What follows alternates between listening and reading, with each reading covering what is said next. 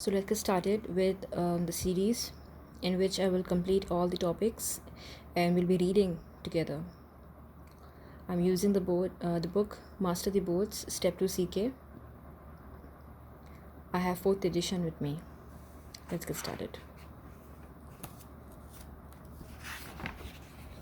So I'll open the index, the table in which there are a lot of topics. Internal medicine, we have preventive medicine, dermatology, surgery, sport medicines, ENT, ear, nose, throat, pediatrics, obstetrics, gynecology, radiology, ophthalmology, psychiatry, emergency medicine, ethics and biostatics, and epidemiology.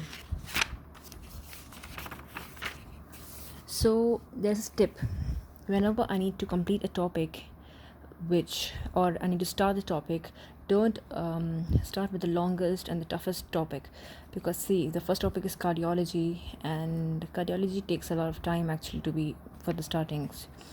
So if you want to start with internal medicine, I would suggest you to go ahead with some easy topic like gastroenterology or pulmonology.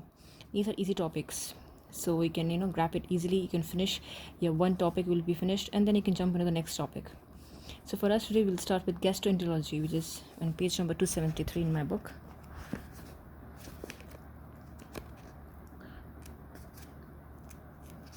I am using the 4th edition, but I'm sure the things would be same. It doesn't matter which edition you use. So gastroenterology, this is the first topic, which is esophageal disorders. So the first thing is here is hiatal hernia.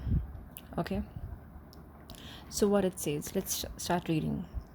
Hiatal hernia is a protrusion on the upper part of the stomach into the chest, generally causing by obesity, weakening the diaphragm. So it says the hiatal hernia is a weakening or is a protrusion on the upper part of the stomach, which is generally caused by obesity. So obesity, when the body increases, the body weight increases, there's a weakening of the diaphragm. Okay, it is associated with heartburn, chest pain, and dysphagia. It's a common sense. Imagine if you're having,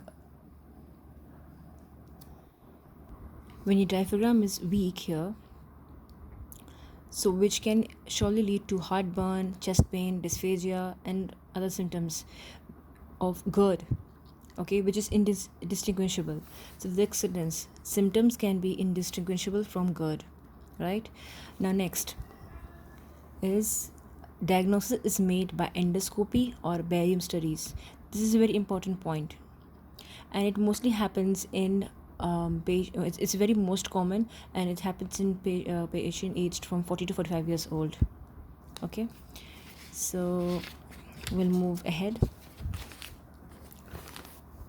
It says here the best initial therapy is weight loss. Now they're talking about the therapy. What is the best initial therapy? It's the weight loss. When the body decreases its weight, the patient will find easiness.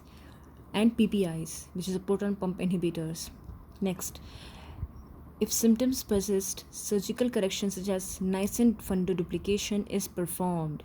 So if there's a surgical correction which is known as niacin fundoduplication, in which there'll be a flap type of thing created around the around the esophagus here, and it will ease the patient. We will discuss about this later.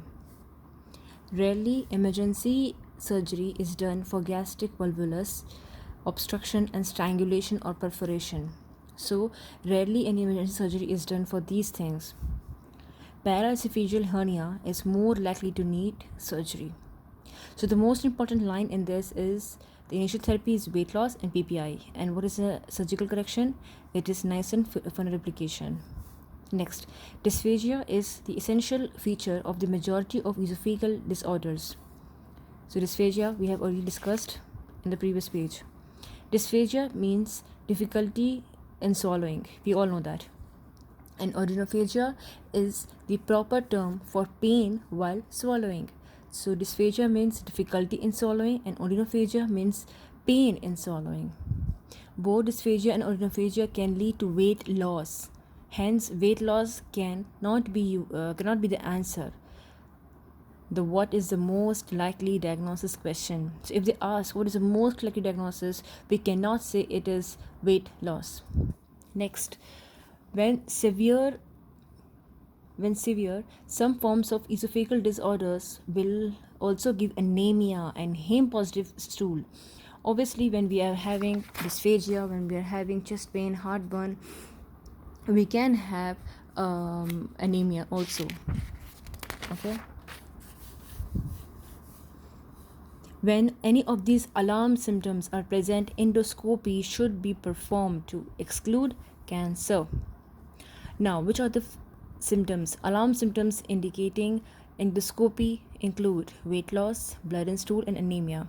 So I would like to emphasize on some important points. We have finished by this, but the important points are: don't eat large meals or large meal.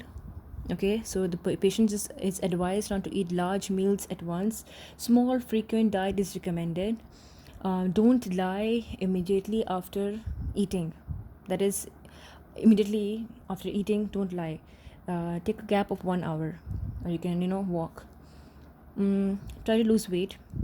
Fourth is stop smoking. Fifth is elevate head while sleeping. If the patient has comfort while sleeping, then he can elevate his head. And then even after trying all of these things, he has no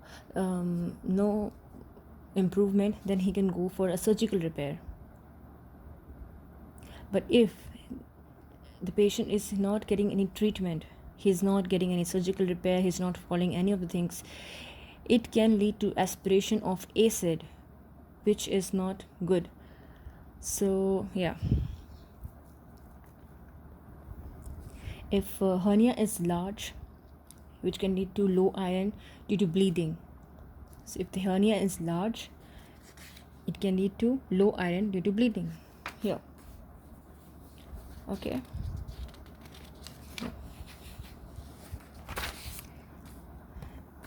So next, we have already finished hiatal hernia. It's a very small topic, a very easy topic. I hope you are already clear with this. We'll jump to eclasia. It's a very small one. Okay. See you.